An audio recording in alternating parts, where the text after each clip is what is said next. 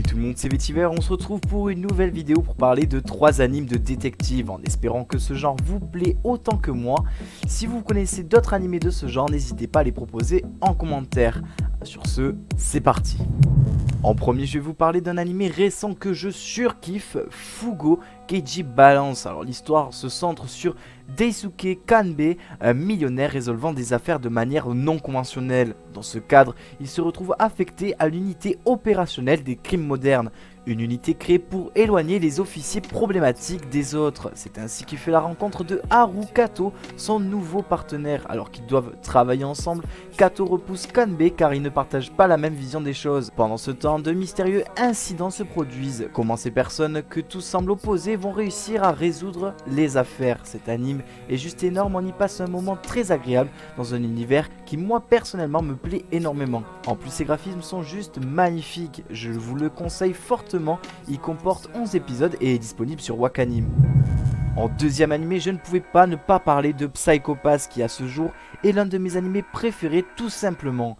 L'histoire se déroule dans un futur où il est désormais possible de quantifier l'état mental d'une personne. Ceci est désigné par le terme Psycho Pass. Grâce à ce système, il est possible de repérer les criminels avant d'en devenir un. Akane Tsunemori est une fraîche recrue qui intègre tout juste la section et qui se rendra vite compte que sur le terrain, les choses ne sont pas comme elle les a apprises. L'animation est juste excellente, mais surtout les openings sont juste fous, que ce soit la musique ou encore le clip. En attendant, si je devais vous conseiller un animé de détective en tout premier, ce serait bien celui-là. Les personnages sont tellement attachants, l'anime est plus sombre que le premier, mais vous procurera beaucoup de sensations différentes. Il comporte 3 saisons et est dispo sur Netflix et ADN. Pour le troisième, je vous présente Danganronpa, qui est assez différent des autres, vous allez comprendre. L'histoire se passe dans l'académie Kibo Kamine, où seuls les meilleurs dans différents domaines sont acceptés. Mais les voilà enfermés dans cette école par un ours noir et blanc appelé Monokuma. Ils apprennent qu'ils ne pourront sortir qu'en obtenant leur diplôme. Pour cela, un élève doit commettre un meurtre et ne se fera jamais démasquer. Si celui-ci réussit le meurtre parfait, les autres élèves seront condamnés à mort et lui seul pourra quitter l'école, mais dans le cas contraire, le meurtrier reçoit un châtiment pour avoir perturbé l'ordre public de la classe.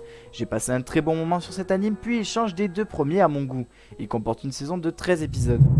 Voilà, ce sera tout pour cette vidéo en espérant qu'elle vous ait plu. N'hésitez pas à vous abonner, liker et à commenter la vidéo. Je vous préviens que dimanche soir, je serai en live sur YouTube sur Genshin Impact. C'était Vetiver, bye bye.